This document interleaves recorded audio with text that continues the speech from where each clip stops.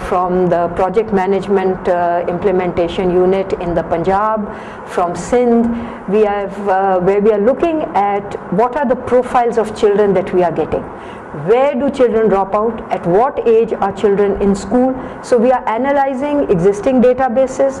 We are also looking at 2 districts where we have conducted research on the ground in 4 communities, 2 flood affected and 2 non-flood affected communities, 4 communities in Punjab in Muzaffargarh district, 4 communities in Sindh and Shikarpur district, where we are then looking at in-depth to support the overall analysis that is emerging from existing databases. Okay, you talked about the quality education. Actually, for quality, the GDP government allocates. It's very important.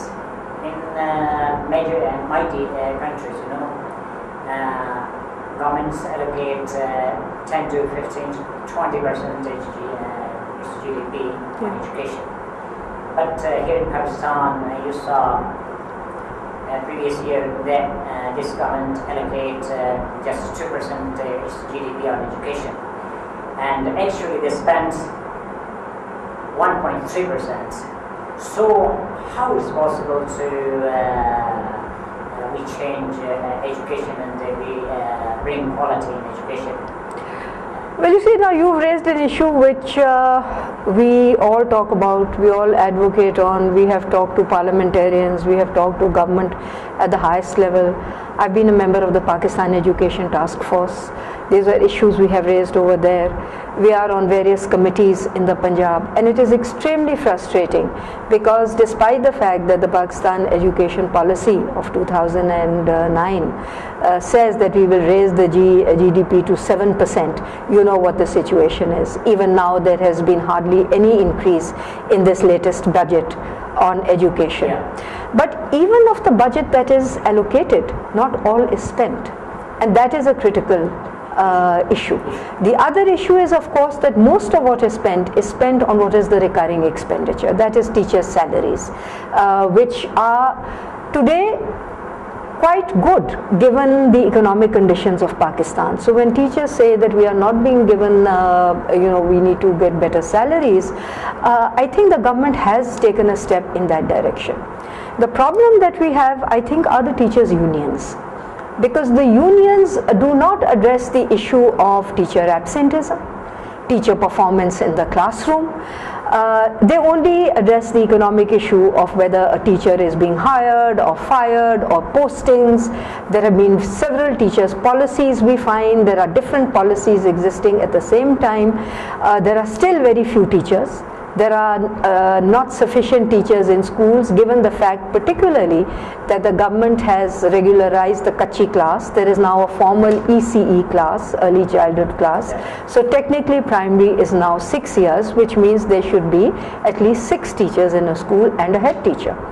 Now in several schools you have 2 teachers, 3 teachers. Teacher absenteeism is very high. Our research in Sindh shows one of the reasons for children dropping out of school is that there is no teacher present or the teacher is not teaching.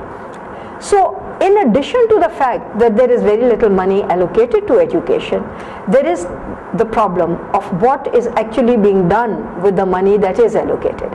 Secondly, in the same context, I would like to add that the government, it seems, has decided that the way out is the private sector.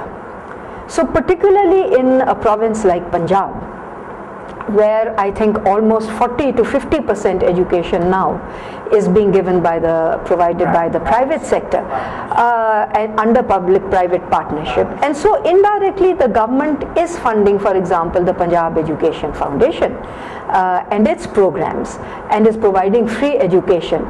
But the issue then, in fact, becomes even more focused on problems that lie with management and with governance. So it seems that we are unable to get government to perform.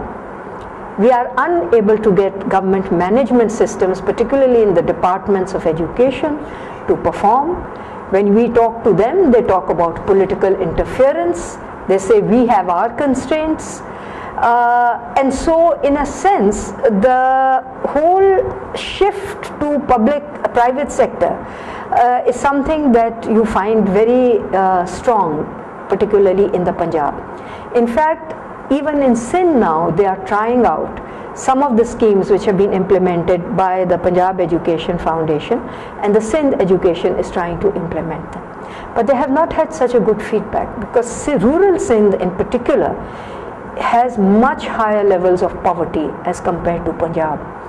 There are other major constraints, the feudal constraints, the Vadera is there, the socio-economic factors and the class factors. That means there are many barriers. There are many barriers. Education quality. Yes, yes, to enhance the quality of education. So if the teacher is not going to school at all, what do we do? All right, let's take the teacher who is going to school. What are their qualifications? What system have they gone through? What is being demanded from them? That will depend on the examination system. So the examination system is based on rote learning. Then the teacher is going to follow that. Actually, you talked about the quality of education. According to your findings, in Pakistan, which province is way lag behind from other provinces according to its quality, education quality? Well, Sindh is coming out, particularly rural Sindh is emerging as an area where the quality is lacking because of high teacher absenteeism.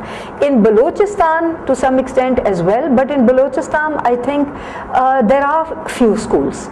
But certainly, yes, teachers are not available, and because of the current political situation over there and the violence and the insecurity, non-Balochis have all left Balochistan, and many of them were in the education sector, so there are those issues. In NWFP, for example, the quality of education was improving till the militancy, and since terrorism there has been a decline, we find. But if we go back some years, we find that because of a very well structured teacher training program, the quality had started to improve in Khyber Pakhtunkhwa. Sorry, I said NWFP, in Khyber Pakhtunkhwa. Right? In Punjab, the quality is very variable. We cannot say it is good all over. In rural areas where you have two teachers in southern Punjab, there are major issues with the quality. And particularly with the government now deciding to have English as the major official language for education, there are additional problems. Who is going to teach English? And here are a few questions as well. You talked about Balochistan. If we talk about Balochis, do you think the ordinary Balochi is getting the same quality education which is getting the elite classes over here? No, obviously not. Obviously not. It's just not possible. Because in Balochistan, if you look at the literacy rate, although it did increase during the 90s because of a massive push, and particularly for girls' education under what was known as the community support process, as well as under fellowships program. There was the rural fellowship program, there was the urban fellowship program, which was getting private managers, but government funding was going towards those schools. But then in no province is the ordinary person getting the same education that the elite is. Yeah. It's not just a question of Balochistan. Yeah. I would say overall the quality of Balochistan is probably lower than in the other provinces. It is much lower in rural Sindh, and it is much lower in rural Punjab. Rural areas are being, there is a bias against rural areas. There are lots of disparities, and one of the major reasons, for example, examples rather that I can give you, is that whereas teachers are given a big city allowance, they are given less allowance if they work in rural areas. And we have been trying to impress on the government that it should be the other way around. To encourage teachers to go to rural areas, you must give them a compensatory allowance or an incentive so that they go to those areas. Talking only for provinces, I want to talk about the FATA as well. Mm-hmm. What the condition of education and the quality education here? You know, there are the situation is not good for local children, local students to attend schools. So what is the ratio there, and what is the education quality there? Well, I don't know if we can even talk about quality education in FATA. Let's just talk about education. FATA has always been lagging behind. At a time when I was working in 2000 with the Ministry of Education, I worked for about 8 months, and we were trying to develop education for all plans in all 4 provinces, including FATA. We could not even go to FATA. Even at that time, the FATA directorate was in Peshawar. It was not in FATA, in any of the agencies, and so the very fact that they came to Peshawar to make their plan, and following that there were a number of community based schools that were set up. There was some teacher training. I think there was an interest by development partners also, by NGOs as well, but there were major problems with women going to FATA, major problems with girls' schools, and since of course the militancy now, since the last 5 years, many of the programs have been closed as far as we know. Many of the schools have been shut. Females cannot go there. This is not the situation only in FATA, this is also your situation in Dir, also in parts of Khyber Pakhtunkhwa, in Swat this is the problem, in Kohistan this is the problem. There are many parts